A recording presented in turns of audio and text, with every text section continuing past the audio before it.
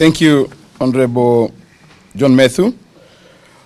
First, I want to welcome you to this press conference. We are here gathered as members of the Democratic for the Citizens Party. We have leaders from across the country, and we'd like to issue the statement as follows.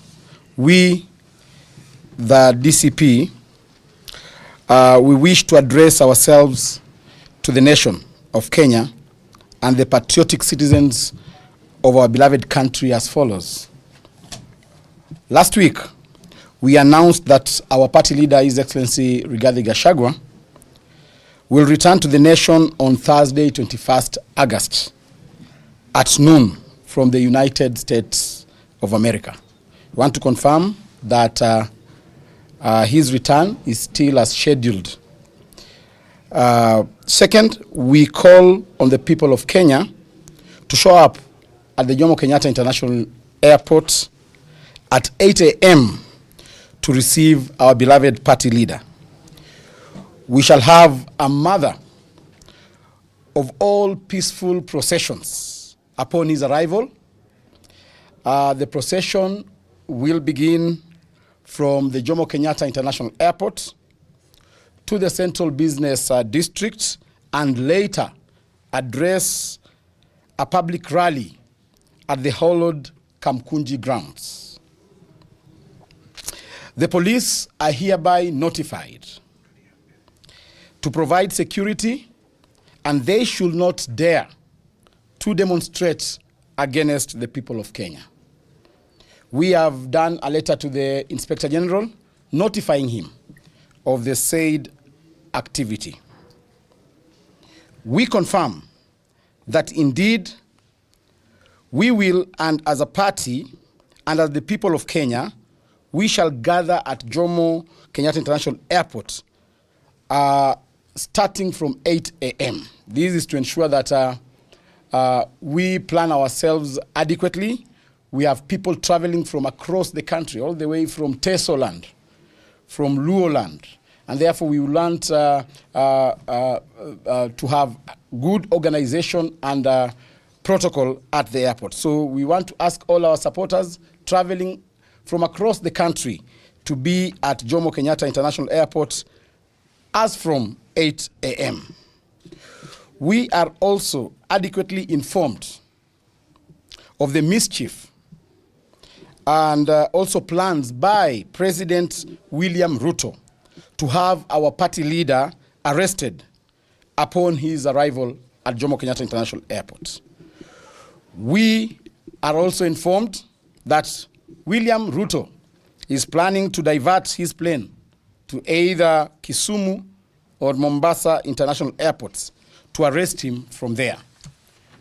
We have encouraged our members to also plan to receive him in those respective airports. We want to be very particular and candid on this matter. Take notice that any attempt to arrest Honorable His Excellency Rigathi Gachagua, once he lands in the country, will be met by our supporters across the country. We have asked our supporters to be on standby. We remember when His Excellency Rigathi Gachagua was impeached, he implored upon his supporters to remain calm and resort to singing. This time round, the song will be of a different rhythm. Secondly, we have had President William Ruto and his choir dream that he has been invited by President Trump to the United States of America. Mr. Ruto, on your address to the 80th session of the United Nations General Assembly, under the theme, Better Together, 80 years and more for peace, development, and human rights. President Ruto, what are you going to address the UNGA looking at this year's theme and the UN principles? Is it about extrajudicial killings, abductions, forced disappearances, rapid support forces of Sudan, corruption, illegal gold trade, or illegal detentions.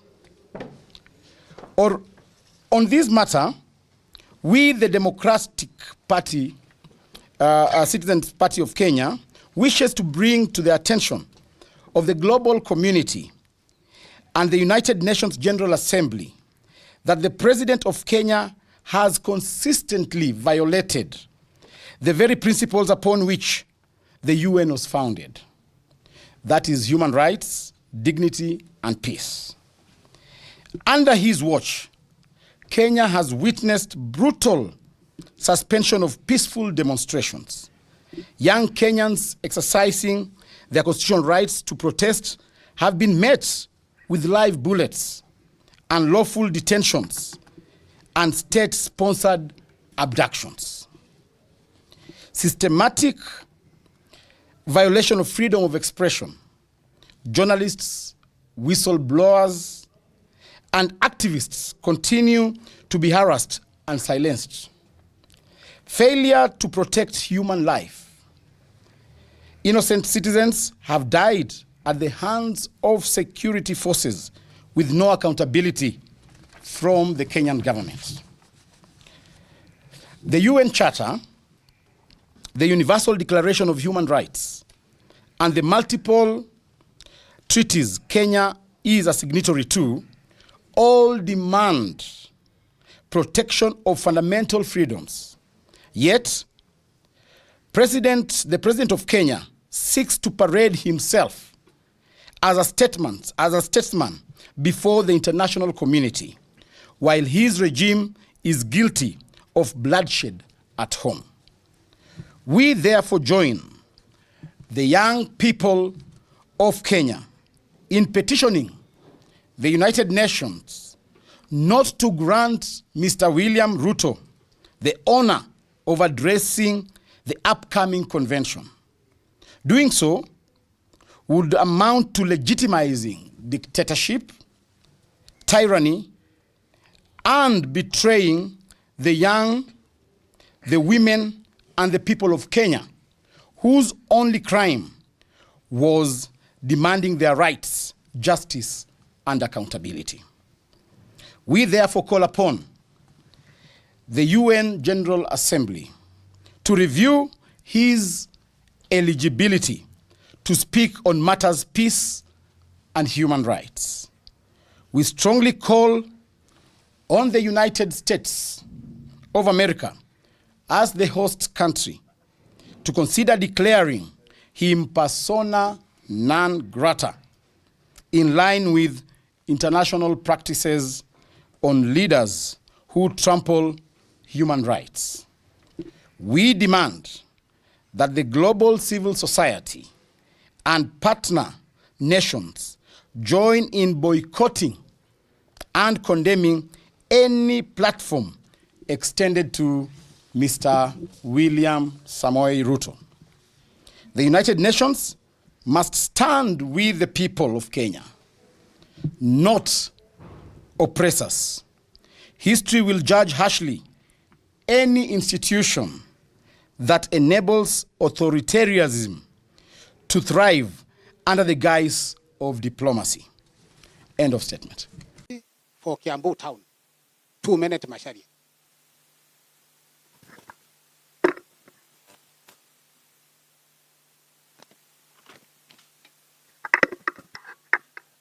Honorable CS, allow me, like the others have said, to ride on the protocols already established. Let me first begin by appreciating this innovation. This forum is the first time it has been done. We are very, very happy. We are energized. And I want to hazard a guess that it's because of your training in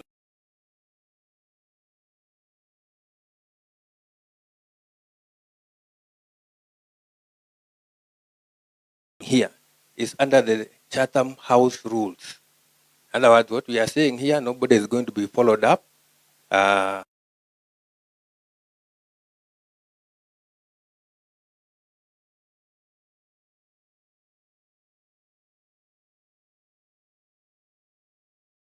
have not been solved under your tenure.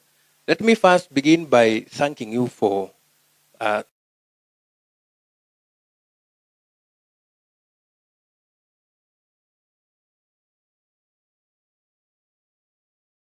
tumwambie bado tuko na hiyo psyche. Each and every DCC in this republic had an opportunity to pose for a photo with His Excellency the President, and we framed them na tukaziweka kwa nyumba.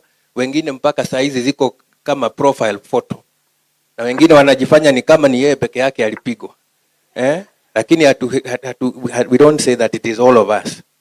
So thank you very much for that. We feel re-energized, we feel warm, we feel embraced, and we are ready to do what we are required to do to assist the government to achieve its agenda.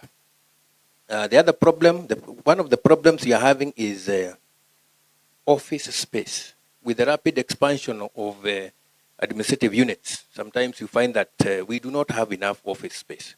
Honorable Minister, it is not very nice when Deputy County Commissioner is leaving behind the shops with this uniform and you are sneaking behind the bar to go, and sometimes a bit of a challenge. So would want to request that we have a budget for housing, for officers' housing and offices. Of course, our MPs have been very useful, wametusaidia, but as a politician, sometimes when you are faced with the choice of building a school or renovating a school and building a chief's office or DCC's office, the choice is obvious, because the school has immediate political dividends. And again, sir, we do not want to keep begging our lobbying for resources during the budgetary process. Please lobby for our officers.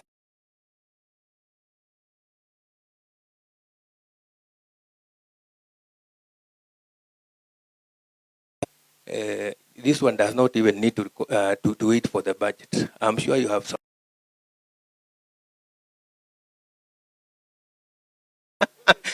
So Laboso, you are to blame after all. So sir, as DCCs, we really would wish to request that if there are some emergency funds, you help our colleague here. Then we also have a problem with office equipment. For a long time, sir, we have not had anything at the stores, procurement stores in Harambee House. So very many of these ACCs do not have computers. They do not have ICT equipment. So please let us have those equipment so that we are able to do service delivery. Transportation, again, in many of the sub-counties, we have only one vehicle. Although there are some DCCs who don't have vehicles.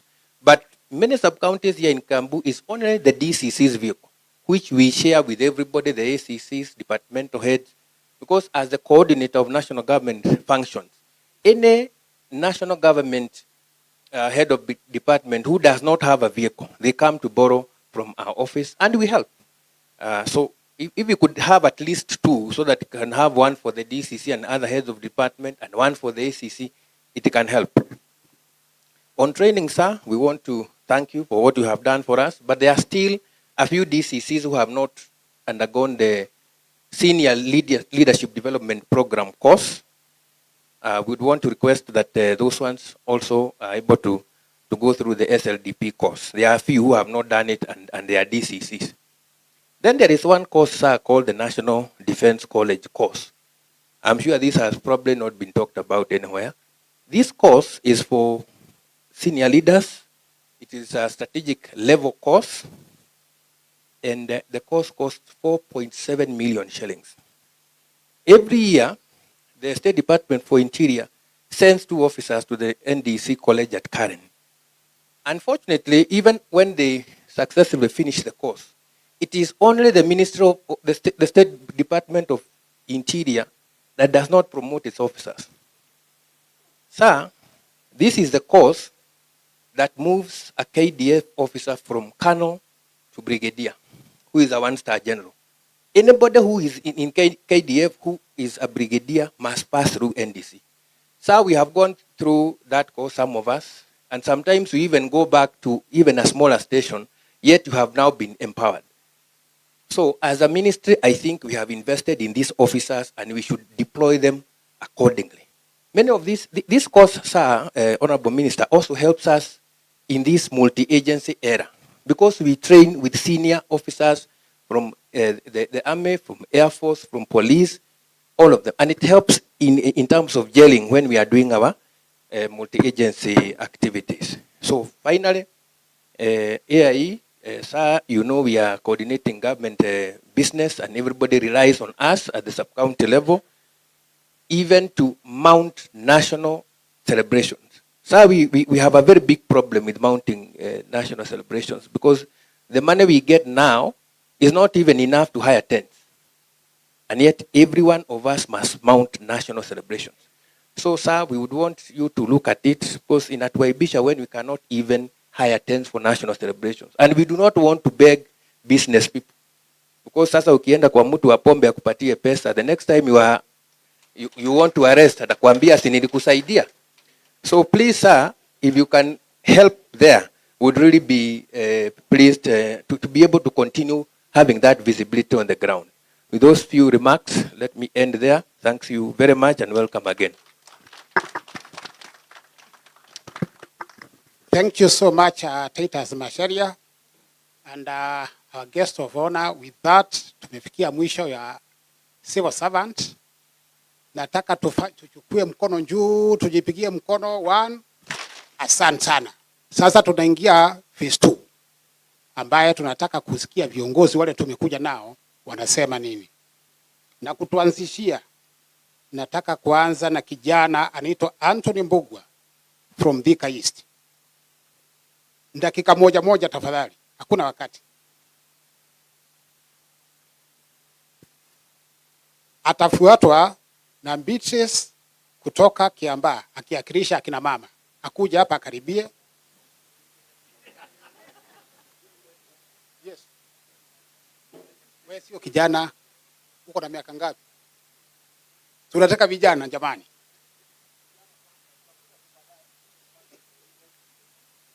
Huyu is Anthony Mbugua.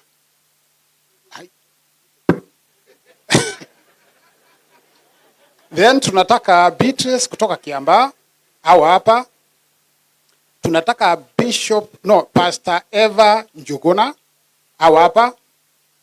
Tunataka Lawrence Kariuki from Ruiru bodaboda hawa hapa.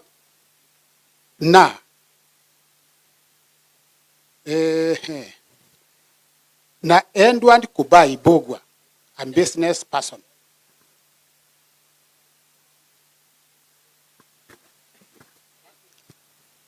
Okay. Yes. Na wageni wote, habari zenyu. La kwanza, mimi ndi chairman wa bodaboda wa Muguga bodaboda. Nimetoka Thika East. Muguga bodaboda kutoka Thika East. Aya. Before hapa tu kuongea tu habari ya youth, kuna kitu kimoja tu nikataka tu kuongea kuhusu Monyo Police Station na Gatwenjaga Police Station.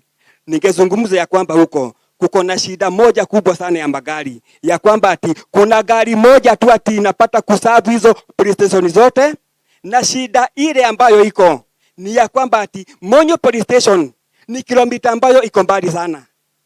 That means ya kwamba wale askari wanaenda huko ni watu wanatumia pesa zao za bodaboda kwenda kuangalia wahalifu. Ningeomba tu CS kuongea tu wakati tu leo, upate tu kutoa sauti moja, tupate gari moja ambayo itapata kuserve Monyo na Gatwenyaga Police Station. Haya. Na hapo pengine tu ni kuongea ya kwamba ati tumesikia ya kwamba ati machifu watapata kuongezewa promotion. Ningesema ni vizuri sana wakapate kupatiwa promotion na askari pia wakapate kuongezewa. The reason ni hivi. My mom yeye amenizaa na amekuwa kwa jela na alienda retire bila hata promotion, kupata hata kazi mimi nikakosa. Kwa hivyo mimi ningesema ya kwamba askari wakapate kupata promotion na chief pia wakapate kupata promotion yao. Haya, kuongea tu kuhusu tu wana youth, ningeongea ya kwamba njia ambayo government itapata kusolve hii shida yote ya kazi ni kutengeneza polytechnic nyingi na malipo ikuwe ni ya njia ya chini. Haya, na njia nyingine tu ni kuongea hivi, youth wakapate kuwa ni watu ambao ni empowered kupitia talenti zao. Tuliona ya kwamba ati President William Ruto akapata kushikilia timu ya taifa Harambee Star. Zote Gatonyega tunasema 10 bila break. Tunasema William Ruto 10 bila break. Kwa kuwa amepata kutuonyesha ya kwamba anapata kushikilia talent. Haya, jambo lingine ni ipate kufanya kazi na serikali. Haya, na ya mwisho mimi tu nikimalizia, kuna hii shida ya motorbike. Tunapata kukopeshwa na bei ghali sana. Saa hii ningesema ya kwamba William Ruto mimi